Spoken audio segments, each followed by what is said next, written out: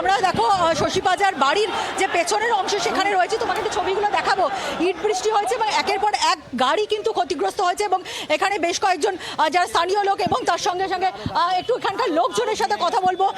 পরপর অর্থাৎ এই গোটা চত্বরটা শশীবাজার বাড়ির সামনে তার বাড়ি ক্ষতিগ্রস্ত হয়েছে, তার পাশাপাশি বাড়ির পেছনের অংশ তুমি ইটগুলো যদি দেখতে পারো পরপর গাড়ি সেগুলো ক্ষতিগ্রস্ত হয়েছে। একটু এখানে লোকজনের সাথে কথা বলবো। দাদা, কি পরিস্থিতি হঠাৎ করে দেখুন, বিজেপি যারা ব্রিগেডে যাচ্ছে তা আমাদের তো তাতে কোনো আপত্তি নেই, কিন্তু তারা যে এরকম নোংরামি করতে করতে গেল, সাধারণ মানুষকে হ্যারাসমেন্ট থেকে শুরু করে দোকানপাট ভাঙচুর, গাড়ি ভাঙচুর, সাধারণ মানুষের ক্ষতি।